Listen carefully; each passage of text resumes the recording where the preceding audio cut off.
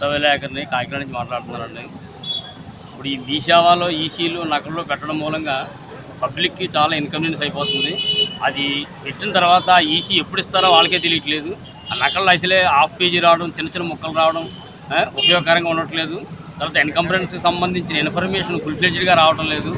రీసెంట్గా మా పార్టీ 30 లక్షలు పెట్టి ప్రాపర్టీ కొన్నప్పుడు ఆ పార్టీ ఈ సేవలో పెట్టిన ఈసీ తెచ్చాడు, అంతా బాగానే ఉందనుకున్నాం. మళ్ళీ కొనుక్కున్న పార్టీ అని డౌట్ వచ్చింది, కానీ మంచిదని నెట్లో చూసుకుంటే ఆ ప్రాపర్టీ మీద 3 తనఖాలు ఉన్నట్టు వచ్చాయండి. ఆ టైంలో మరి ఆ పార్టీ పరిస్థితి ఏంటండి? ఇది ప్రాపర్టీకి సంబంధించింది, అష్యూరెన్స్తో కూడినటువంటి డిపార్ట్మెంట్, రిజిస్ట్రేషన్ డిపార్ట్మెంట్. అలాంటి డిపార్ట్మెంట్ని ఏమీ తెలియనటువంటి వ్యక్తులు చేతిలో పెట్టిస్తే ఆ ప్రాపర్టీకి సెక్యూరిటీ అదే రక్షణ అది ఎలా కల్పిస్తారు వీళ్ళు? చేసే విధానం పరిపక్వంగా పబ్లిక్కి కన్వీనియంట్గా ఉండేలా చేయాలి.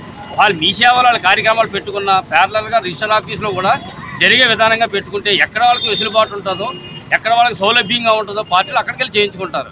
ఆ విధానం మానేసేసి మాకు రిజిస్టర్ ఆఫీస్తో సంబంధం లేదు, మీరన్నీ మీ సేవలో పెట్టుకోండి, వాళ్ళు ఎప్పుడు ఇస్తే వాళ్ళు పుచ్చుకోండి అన్నట్టుంది గవర్నమెంట్ ధోరణి.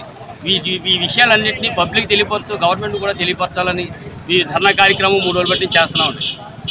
ఇదే కాకుండా దీని మీద ఆధారపడి బతికే వాళ్ళు చాలామంది కూడా ఉన్నాడు, కుటుంబాలతో, పిల్ల పాపలతో.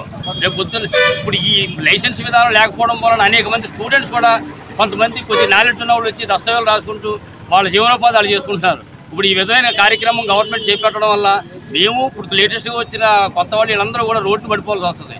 మరి మేము ఒక వృత్తి పెట్టుకుని మేము బతికేటప్పుడు మాకు కూడా జీవనోపాధి కల్పించవలసిన బాధ్యత గవర్నమెంట్ మీద ఉంది. కాబట్టి ఈ విషయంలో కూడా గవర్నమెంట్ వారు సరైన చర్య తీసుకుంటారని ఈ నిరసన ద్వారా మేము గవర్నమెంట్ వారికి తెలియపరుస్తున్నాం.